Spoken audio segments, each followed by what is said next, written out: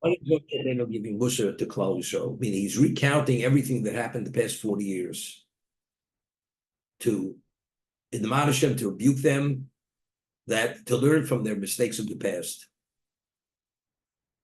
It's right. When is it? Achrei hakoso sichon el chamori asher yosh b'cheshbon. After he had smitten Sichon, the king of Amori, who his location was Cheshbon, v'zog melch haboshon asher yosh be'ashros bedrei. That was their stronghold, their location. Only after we defeated these kings, only then did he give us this Musa.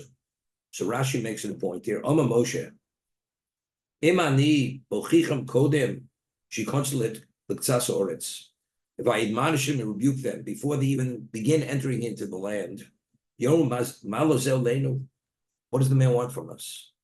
Ma hativ manu.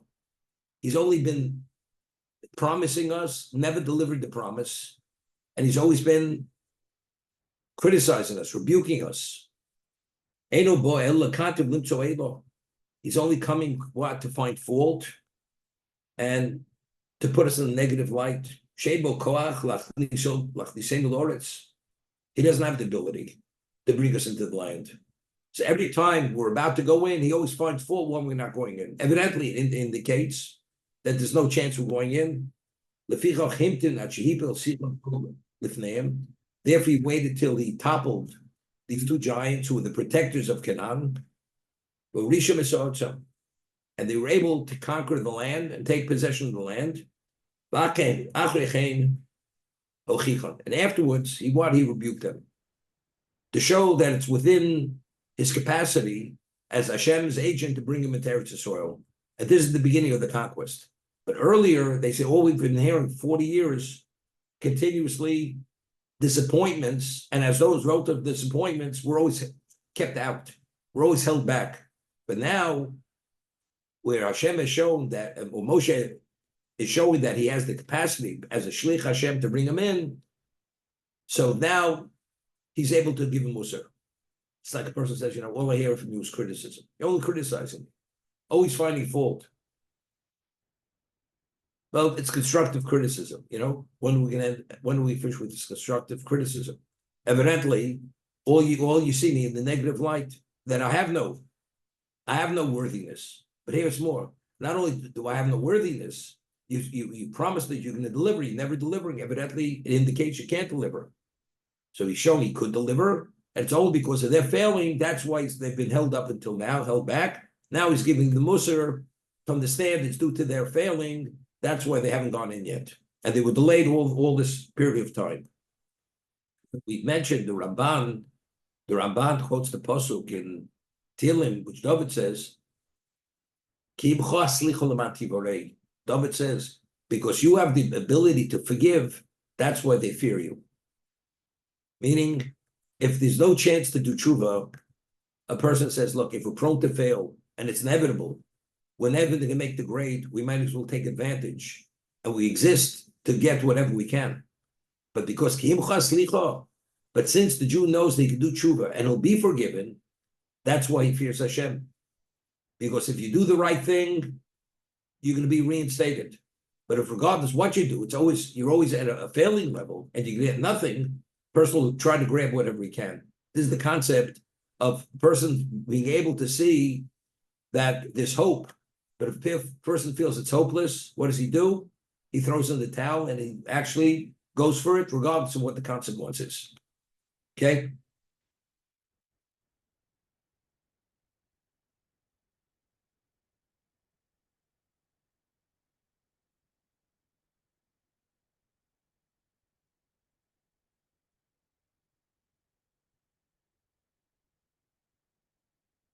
Be'er Hayarden, Eretz Moab, on the other side of the Jordan, in the land of Moab, Hoel Moshe Be'er Torah Zos Lebor.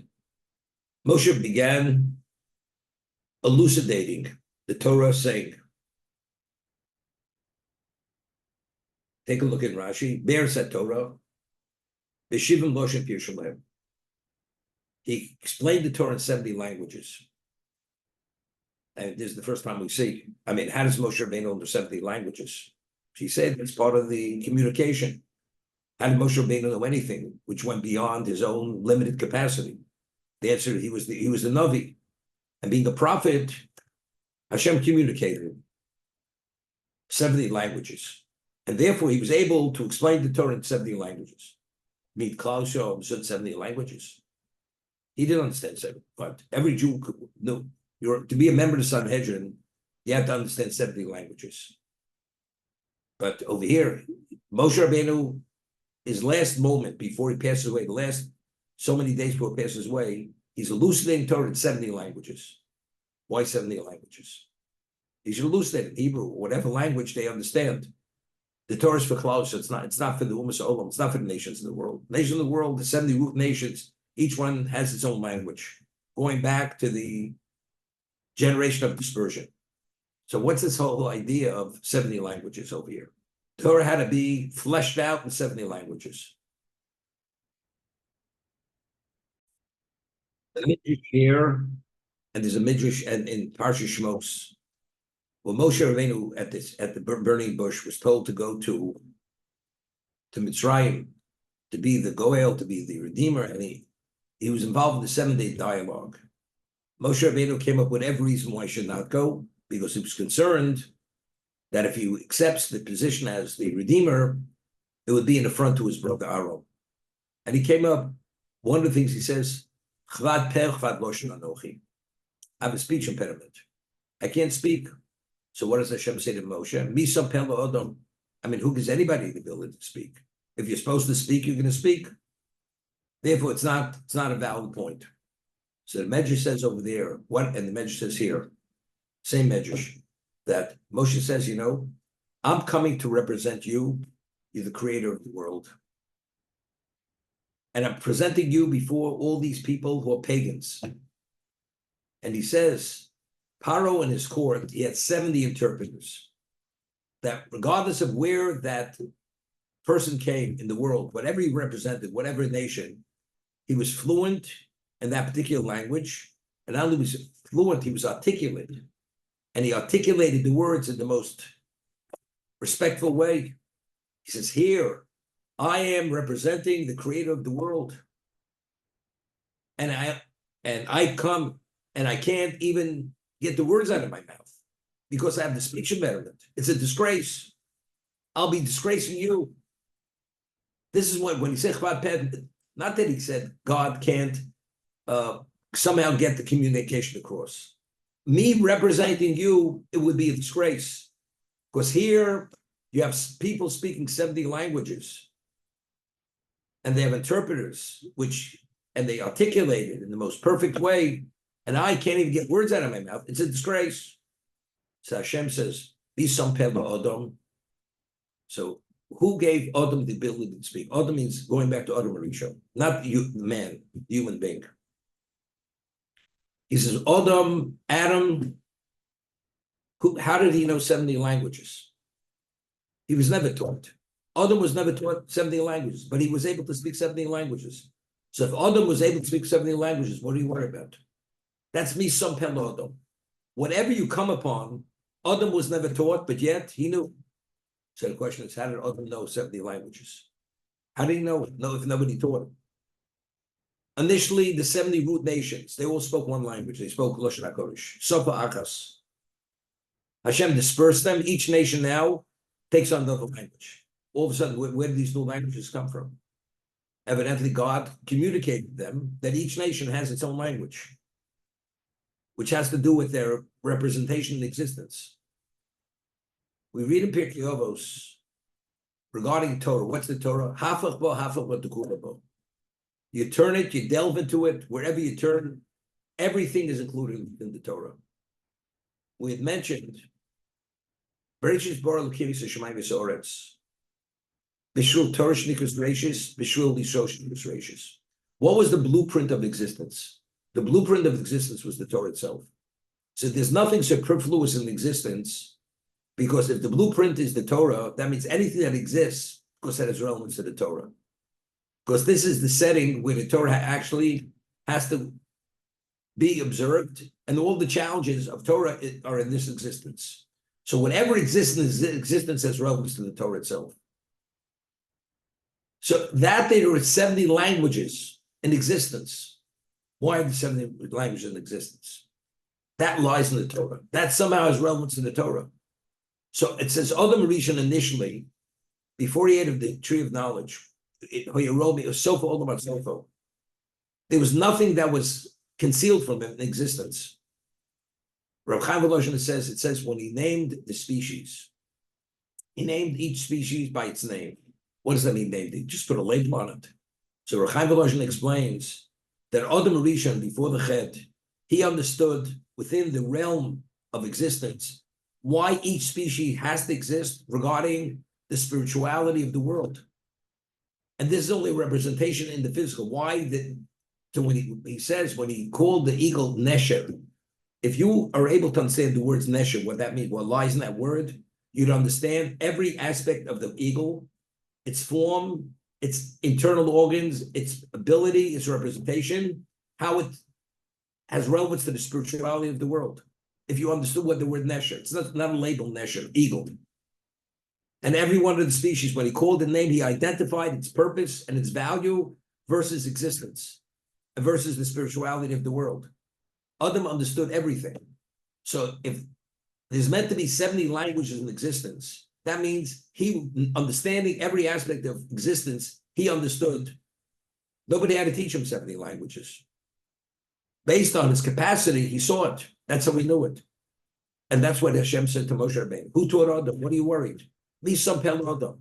If you're going to be my agent, that means you're going to be connected to understanding every aspect of existence and why it was created. And if there are 70 languages, that's part of creation. If that's the case, you're going to be able to speak 70 languages. What are you worried about? That he elucidated 70 languages to show Klal Yisrael what is the Torah. There's nothing in existence which has no relevance to the Torah itself. It only exists because it emanates from the Torah. Because the basis for existence, the blueprint of existence, is the Torah itself. That's the Be'er Heitev. He fully fleshed it out in 70 languages, not for the nations of the world, but this is the message that nothing exists only because it has relevance to the Torah itself. Go ahead, ask it. It's a very good question. Why did Hashem not? Why did Moshe not translate the Torah into 70 languages when Hashem gave the Torah? Why now? Good question. So I think this is the difference. The Gemara cites a pasuk that if the Jews wouldn't have sinned with Chet Egel, at that moment, the world would have reached its level of perfection, and the world would have taken on a status of eternity. The Jews were no longer subject to death. Until they did the Egel, they reverted back to pre-sin of Adam, and the world would have reached its level of perfection, and we would have been forever. If you would be forever, that state, you would understand what Adam understood, what Adam understood at that moment, because you're at that level. When you're way up there, nothing has to be explained. Moshe didn't even have to explain it to them, because everything is available to everyone. Once they fell off the mountain, as a result of doing the Chet Egel, now they're post-sin, now you're in the dark. You don't have that natural ability to grasp and understand everything. That nation now, those people are not meant to go on, are not the future of Jewish people. Because ultimately, because the Chet Egel, it led to the Chet HaMeraglim, so those people are not going in. But these people, which are the future of the Jewish people, this is the generation, they have to understand what they have. They're entering into another covenant here. This is the launch moment. They're being launched into Eretz Yisrael, which is the ultimate location for the actualization of the Torah. Now they have to understand. So this is the new generation has to understand. Originally at Sinai, pre-sin, it didn't have to be explained. Post-sin, it's irrelevant to them because they're not going in. This generation, which is going in, which is the future, they have to understand, therefore, and now it's Be'er Heitev, it had to be explained and elucidated in 70 languages. Well, say by Rafus, there was no disease or illness that the remedy for that illness was in this particular book. And it was passed down from generation to generation from Odo Rishon until Chizkiyo Melech Yehuda. Till Chizkiyo, the king of Judah, which was towards the end of the first temple. And Chizkiyo Melech Yehuda went and put away that book. put it away. Why? Because people, when a person becomes not well, what do? You pray. And you do tshuva. But the moment, if people have that book, no problem. You have an illness, you look up the index, and you just follow the remedy, and you're healed. So because it undermined the faith and the connection between Klaus and Hashem, therefore he put it away. And he was praised. Chazal praised Chizkiel Melech Yehuda for putting away the book, because this was a basis to maintain that connection. It's like the no atheists in the foxhole. If a person has a problem, you turn to Hashem. But if you have the book, you have no problem, because he always resolved the problem by looking it up in the book. You have the solution there. Okay, Jade. Hashem Elokeinu diber Eloinu b'chorev lemor. Hashem, our God, spoke to us at Chorev. Chorev is Sinai, saying, Rav lochem Shem Spor Hashem. You have great benefit by dwelling at this mountain. Meaning, what happened at Sinai, it had great value to you. You are what you are because you were at Sinai. It's interesting. The Gemara tells us that Sinai had a number of names. Why is it called Chorev? It's Gemara Shabbos. Shiyotza Churban La'olam. That there's a claim against the nations of the world. The word Chorev, Churban. Why? They were offered the Torah, and they turned it down. Here, Hashem offers us something. We're talking the Creator offers. For whatever reason, how do you turn your back on Hashem? Therefore, that claim is going to be against them till the end of time. So the Churban, the claim against the nations, which is not repairable, is because of what happened in Sinai. That's why Sinai is called Chorev. Because we accepted, they didn't accept it. Okay, so therefore, you've gained much at Sinai. Chorev, so called Sinai. What do we have to talk about? The consequence to the nations because they didn't accept the Torah. I mean, the question just entered my mind at this moment. He spoke to you b'chorev lemor.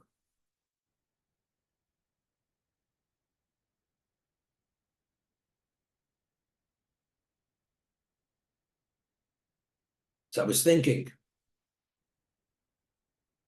the Gemara tells us in Shabbos that based on the pasuk that it says we were under the mountain when we received the Torah. And the first giving of the Torah, it was under duress. Hashem put a mountain over our heads. If the Kabbalah Torah mutav, if you accept Torah, it will be good. If not, Shem take for us, you can be buried under the mountain. And therefore, Rabbah says in Shabbos, there is a disclaimer. We have a way to wiggle out of this because it was under duress. It came to Purim. There was a reaffirmation of that. It was called Kabbalah Mi'ava. We accepted out of love. But Sinai was, Hashem twisted our arms. He put them out over our head. Chorev. The word Chorev also has a certain connotation because we appreciated the consequence. If not, we don't exist. The claim against the nations of the world was, here I give you something, which is the ultimate, which is the value and the purpose of creation, and you turn it down. We understood at Sinai, if we don't accept it, it's over. Why? Because the purpose of creation is this. Therefore, he mentions Chorev here. Hashem spoke to you in Chorev.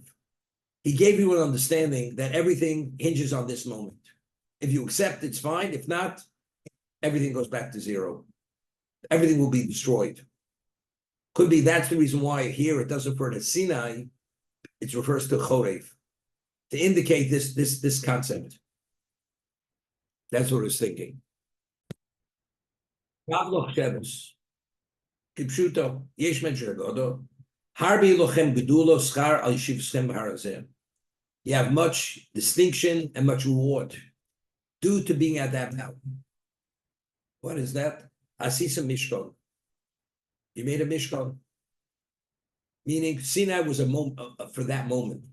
But once we left, but the Asuli Mishkan Shechati B'Sochim, God's presence is now amidst, due to our being at at the mountain. Menorah v'kelim, the menorah and kelim. The other kibaltem Torah. Minisim lochem Sanhedrin. Sorel Sorit Meos. So this is all that took place before you departed from Sinai. What's Asisa Mishkan? Why do we need Mishkan? Because the luchas were broken and we were disenfranchised. We only reinstated because of the Mishkan.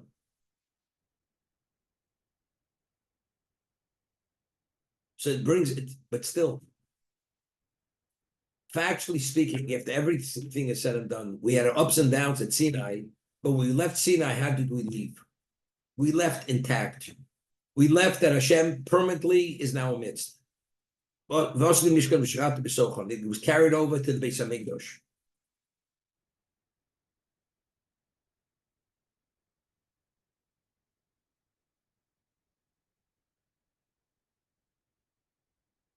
Seemingly, the sequence is a little out of order. It should have said, Kibaltem Torah, Asisa Mishkan, Menorah v'kelim, right? But he first mentions the Mishkan. You made the Mishkan, Menorah Kelim, Kibaltem Torah.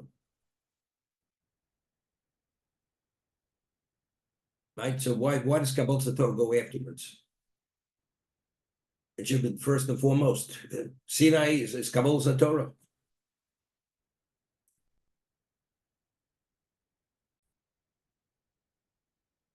We had Luchas Rishonos, we had the first tablets. Chazal tell us if Moshe wouldn't have broken the first tablets, any Torah we studied would have remained with us. You wouldn't even have to review it. You know, just keep upgrading. Whatever you study is with you, and then you just keep building on it. You wouldn't even have to review what you had studied.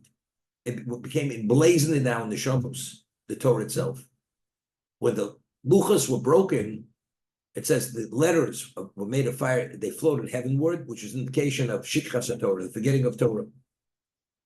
Luchas Shnios we were not, the second time that the Luchas were given, we did not have the same relationship with Hashem as the first. Now it's arm's length. So even the Torah, you know, I always say, you know, we complete the Shmon Esrei, we say at Tefillah.